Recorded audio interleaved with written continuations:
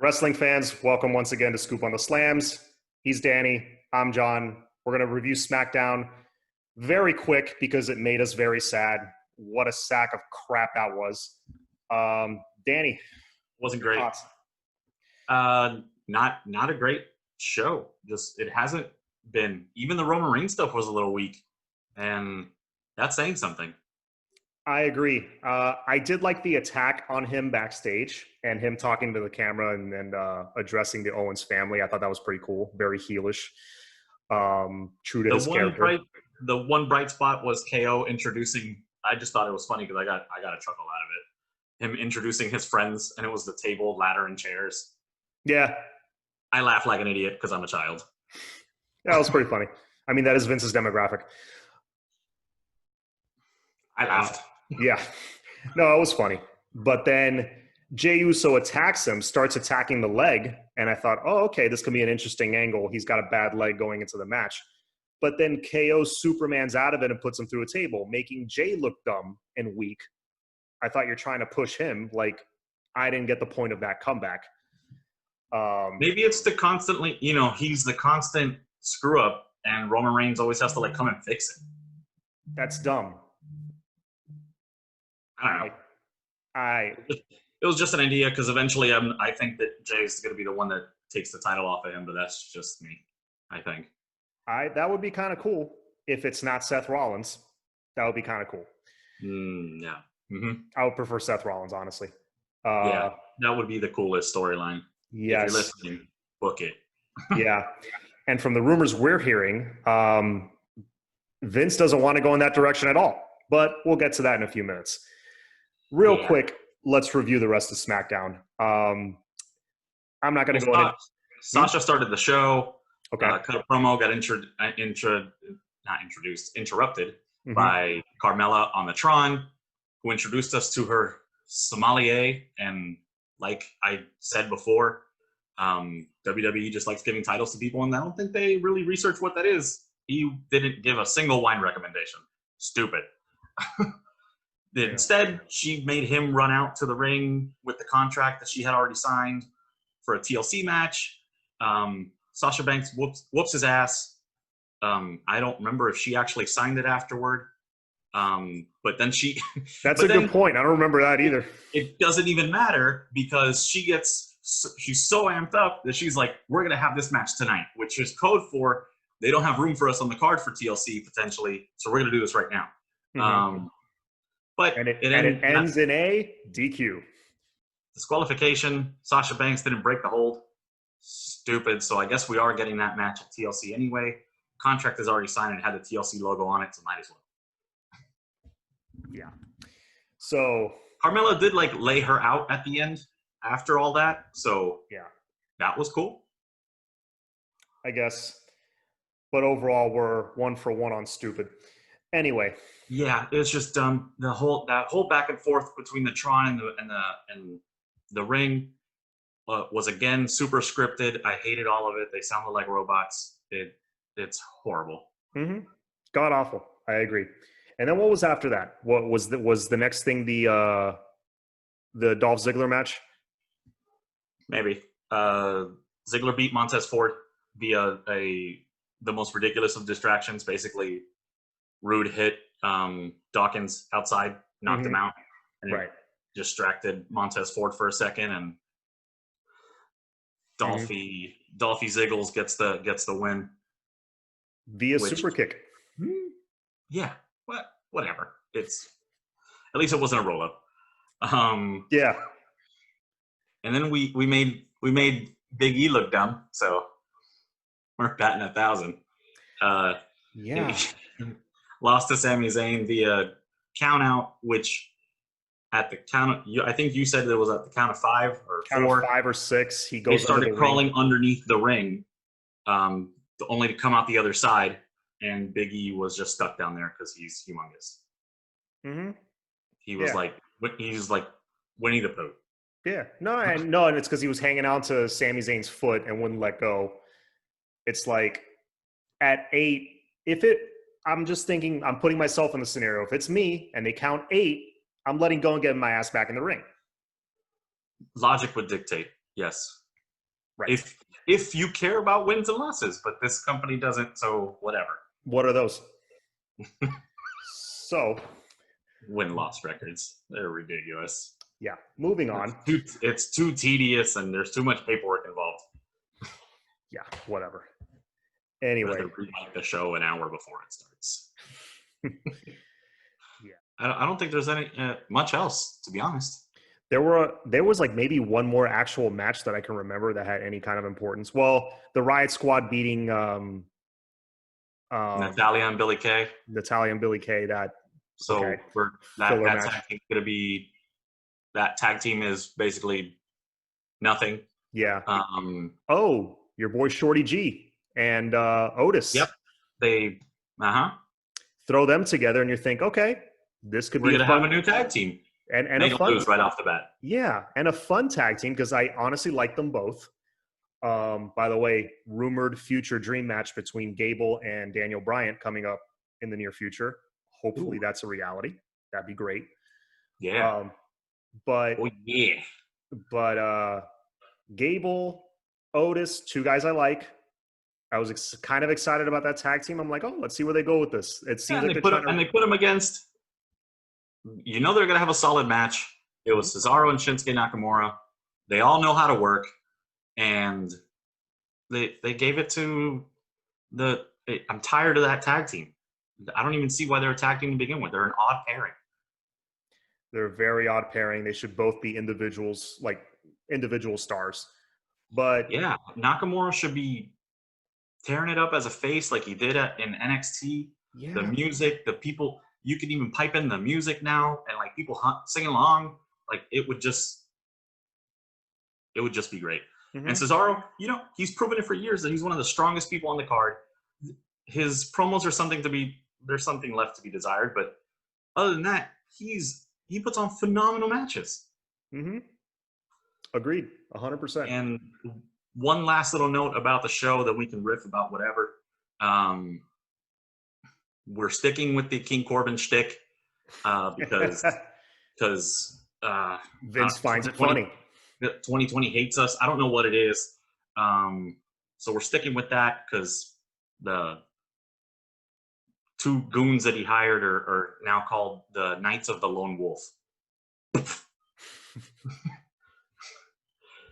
I mean, I have nothing to say. Nope. Smackdown was a solid D+. You know what I say? Knights of Columbus, that hurts. So, yeah, as for that first rumor that I mentioned a while back, the Roman Reigns, title picture, what it's going to look like, I'm hearing, and, if you stumbled onto this channel somehow, chances are you are one of our family members or a diehard wrestling fan, and you just found us.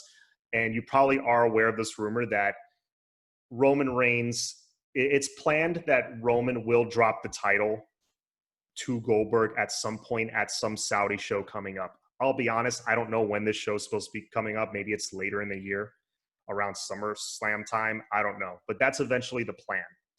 To then... the original format was March for Saudi and then another show like in November. Right-ish time. Mm-hmm. Between October and November, or right in there. So, if Roman's going to hold on to it all the way till that November show, great. But I don't care to see Goldberg with any sort of belt or anywhere near a belt, unless if it's like to hold up his own pants. That's the only thing that he should be around. The man has a beard like Santa Claus, just white. He's very old. And I don't want to see him anywhere near a wrestling ring. And you know me. You know what a Goldberg fan I am. From 98 to 03. That was it. That was his career. We're not going to be able, he's not going to be able to deliver a jackhammer to Roman Reigns.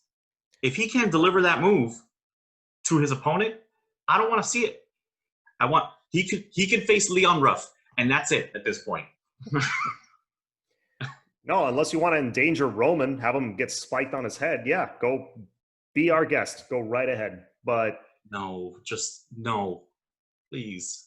No. But yeah, the plan is basically to have him drop the title to Goldberg to have him eventually win it back, which by default, the fans will hate it.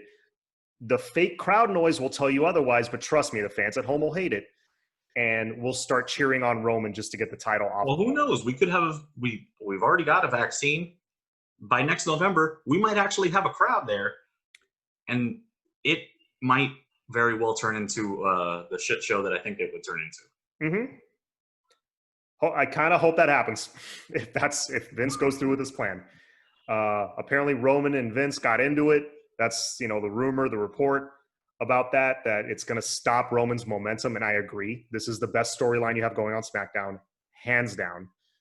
And I think it's a big reason why.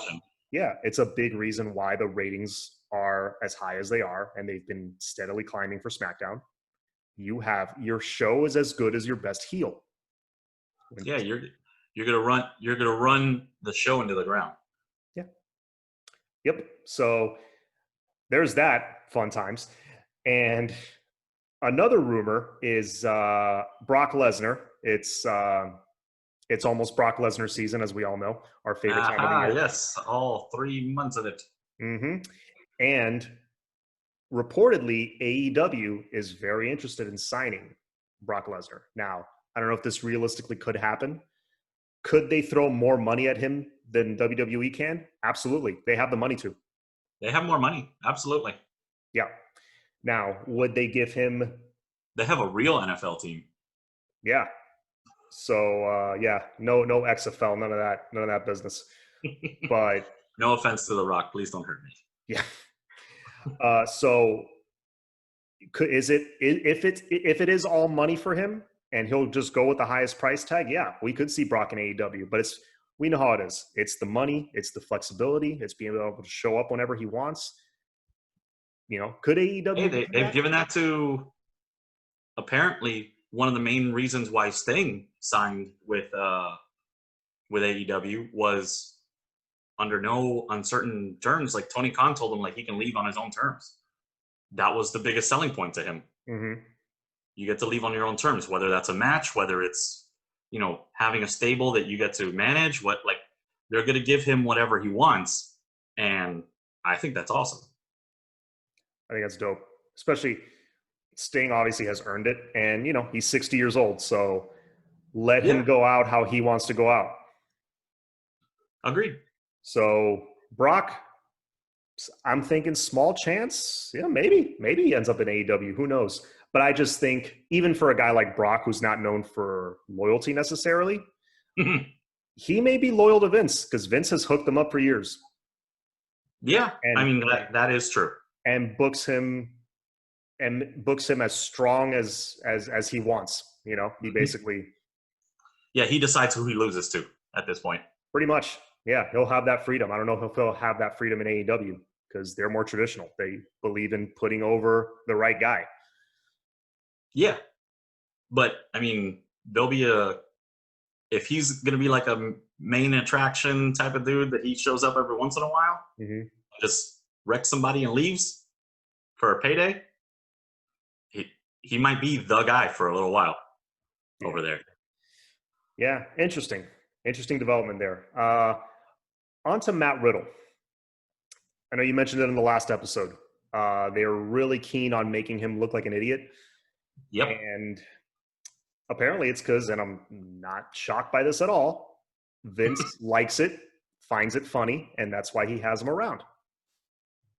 Hey, bro nuts. I'm fine. Yeah. And if I'm Riddle, hey, I get it. Staying on. If I'm Riddle, I'm doing it. I'm on TV. If not, I'm sitting at home. Right. I'm on TV getting that main roster paycheck. Vince likes me. That's a good place to be. It is. It is a good place to be. And you know what? Maybe that will at some point reward him with the matches that he's teased for so very long. Mm-hmm. Like him and Brock. He wants to retire Brock Lesnar. He wants to face Goldberg and show him how to do a jackhammer. It'd be awesome. Mm-hmm. Although I would love for Keith Lee to retire Brock. I think that's the match. That's the dream match. Maybe. That moment of them, that stare off they had at I'm forgetting the name of it. Minute Maid Park in Houston, where they did the Royal Rumble. Yeah. Yeah. That stare off they had was just epic. Kind of came out of nowhere. I didn't see it coming. I didn't even think of him as a potential opponent for Brock before I saw that. Then you see them together, and yeah, no, that would be awesome. That would be amazing. So yeah, that on Riddle, and also the Hardy Bros, the potential angle with him and Jeff Hardy may happen. That's the plan. We've seen plans get scrapped, obviously, but right now, I wonder. There's this thought in me that it's to call them the Hardy Bros, only to just bury them on Jeff's way out. And that scares me. Because you still think, and you're very likely right, that Jeff will eventually go join his brother. He always follows, typically. Yep. Because they always sign deals at the same time. He always ends up getting hurt because he does all the crazy shit. Mm-hmm. And then his contract gets extended. So, but if I'm him, I want to be with my brother too. They don't seem to be pushing him in any sort of singles fashion at all. So, leave. Yeah, I would if I'm Jeff, because and I don't necessarily care for the Hardy Party going on in AEW. So that's falling flat with me. I really hope that I was kind of hoping that Matt was the secret attacker who attacked Jon Moxley, because it seems, because they've kind of swept it under the rug for now, it seems like it wasn't Don Callis. They're not really addressing it. And I don't think it's Don Callis is too old. Right. So it wasn't to take him. out the Moxley, who like go through tables and ladders and all that kind of crazy shit. Right. Yeah. Who's this crazy ass kicker? Like, yeah, no, it wasn't Don Callis. No, he had to get like wrecked by somebody humongous. Right. It couldn't have been him, or maybe he's long term. Maybe it's Brock Lesnar. Yeah, and they can erase that horrible WrestleMania memory from our minds. Yeah. And redo it. Let's maybe. Do that. But what I was going to say was, maybe it was Matt Hardy. Maybe it was Hardy Party. They turned heel and they started beating up Moxley. I wouldn't mind Matt Hardy versus Moxley. That'd be a pretty cool story. And potentially. Yes. As long as it's like a cinematic match, I would dig it. Mm-hmm. Yeah. Cool. Well, Hardy has proven that he's willing to potentially die in a match, so does Moxley. Yeah. So they would put on a pretty brutal match if they were given freedom to do so. Mm-hmm. And last but not least, I saved the best news for last. Eva Marie is back. Oh, yay. I'm so happy. Yay. Awesome. 7-star matches. So, yeah. Eva Marie, who... She's been spotted at the PC for the last month and a half or 2 months. Right. Training. We don't know exactly for what, but for what the rumor mill is worth, apparently the rose that Angel Garza was offering to a mystery woman with red nails. With red nails is potentially Eva Marie. Because after that segment, the next day on Instagram, she posted a photo with red roses. I think it's obvious where they're going with this. Yeah, I mean, I don't hate it. We love Angel Garza. If it means Angel Garza gets on my television, yeah, I'm for it. And yeah, I'm for it too. I don't mind Eva Marie as a valet. I think that's her place right now until she improves in the ring, because that was her biggest deficiency years ago in her first run. She just was not good in the ring. But as a valet, like a heel valet, yeah, it could work. And I think WWE has a generational star in Angel Garza. I believe so. You might be able to actually get him, some of that Rey Mysterio rub, and he would put on some pretty phenomenal matches with Murphy if they want to give him a direction. Yeah. But we'll see. We'll see. I think he's just one of those few guys that you can't screw up. But then again, I've said that about other people. So And if they want to screw oh, something up, they will. there's another. It's not really a rumor. It's just like a potential storyline, I guess. Mm-hmm. Um, Whenever they decide to bring Charlotte back, they might actually pair her with Andrade on screen. I don't know if we've addressed this before, No, but we haven't. the idea would be to use her star power to elevate him. Gotcha. And then I heard something recently that Charlotte has come out and said that no, that's not the case. It's just we're both having singles runs. So I've heard both. Yeah, I've heard both, She could be but just I've heard that downplaying it. one. I've heard it flip back to the her elevating him situation. Wouldn't hate it. I mean, look, we're all fans. We all follow these people on Instagram. We know who's dating who. We know who's married to who. Like every once in a while, lean into it. You know, why not? They have Yeah, chemistry, obviously. See how it is on camera. yeah. I mean, it didn't necessarily work with with Rollins and Becky Lynch. They had two solid storylines on their own. They didn't need to do that little crossover thing that they did with. Yeah, the man's man. Yeah, I didn't like it. That was dumb, but give it a shot. Yeah, yeah. We'll see, man. So that's pretty much it for me, man. We've some stuff coming up. You got the New Year's Evil, dumb name, New Year's Evil thing coming up with NXT. That's actually like a really, really obscure throwback from WCW. Still a dumb name. It's still dumb, but they pulled it out of the woodwork because holy crap, is that obscure? Is that obscure? Almost as obscure as the Seven reference for Dustin Rhodes. Yeah. So they apparently took their shots last week of very obscure WCW references. Yep. But you got that coming up. AEW is doing something similar, a New Year's thing, but that's a 2-night event. So interesting counter by them. Yeah, because that's going to be what so that's going to land on because it lands on the 30th and then the 6th. Right. So yeah, and then I just want to touch on one quick thing before we log off. I read something online. I forgot what it was, honestly. I should have saved it or tagged you in it.